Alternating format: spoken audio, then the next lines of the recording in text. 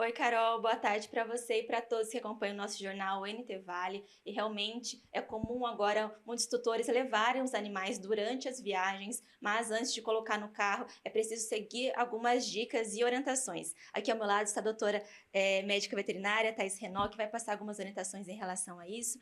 Doutora, essas caixinhas que está aqui do nosso lado realmente são comuns dos tutores levarem no carro.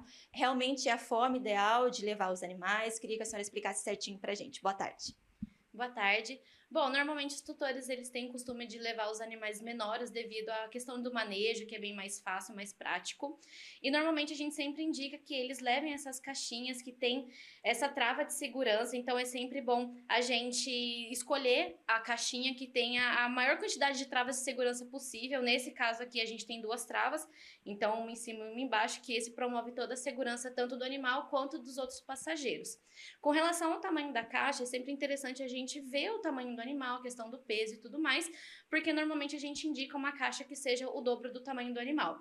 E agora em relação a animais maiores, né? Cães maiores, em relação então que não utiliza a caixa, tem alguma recomendação em relação a isso também? Existe a questão do cinto de segurança, né, que é a forma de peitoral, e aquela guia que ela é modificada para cinto de segurança. Então já existe no mercado vários modelos, que é no caso esse que a gente acaba indicando.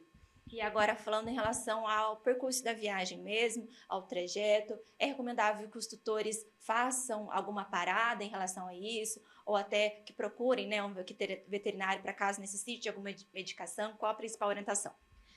Sim, a questão do sempre é do planejamento que tem que vir em primeiro lugar. Então, pensando nessa questão estratégica de paradas é muito importante, principalmente pensando nessa questão do calor que a gente está tendo, porque muitos carros acabam não tendo essa questão do ar-condicionado, então a gente tem que pensar nessa parte do aumento da temperatura corporal do animal, que é muito comum, principalmente naquelas raças braquicefálicas, que é aquelas raças de focinho achatado, que tem essa maior dificuldade de respiração. Isso é um ponto muito forte a ser levado em consideração. E também pensando na questão de bem-estar, né? Sempre o animal ele tem que comer, ele tem que beber água, não é aquela coisa que ele está acostumado a fazer, não é uma coisa frequente. Então a gente tem que se planejar com relação a isso. E com relação a medicações, a gente tem algumas medicações, né? Alguns fitoterápicos homeopáticos, alguns medicamentos são um pouco mais fortes na questão do controlado.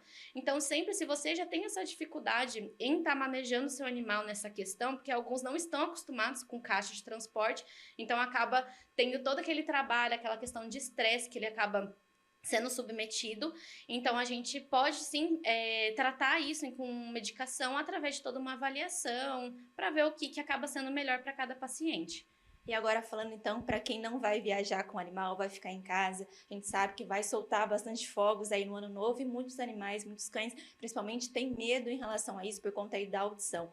Qual a principal recomendação em relação a isso para poder tranquilizar e minimizar esse desconforto aí durante o período? O que eu indico bastante para os tutores? Primeiro de tudo, a gente faz aquela questão de entender o que é o barulho, ele conhecer o barulho.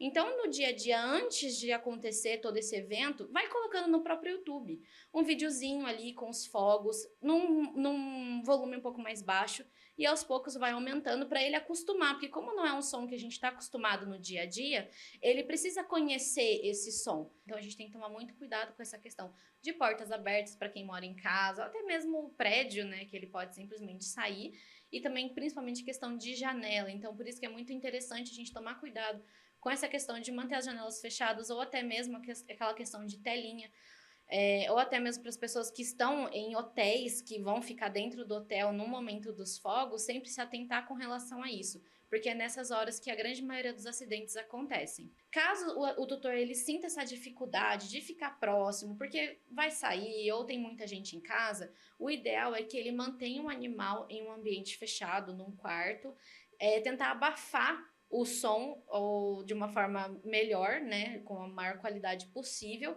e sempre tentar manter o animal mais calmo possível. Então dá sim para colocar uma musiquinha, alguma coisa assim para o animal ficar mais confortável. Ótimo, doutora, obrigada pela entrevista. A gente reforça então essas orientações para que todos os tutores possam seguir viagem com os animais em segurança, ou também para aqueles que vão ficar em casa que realmente consigam aí auxiliar nesse momento que pode ser estressante aí para os animais. Eu volto com você no estúdio.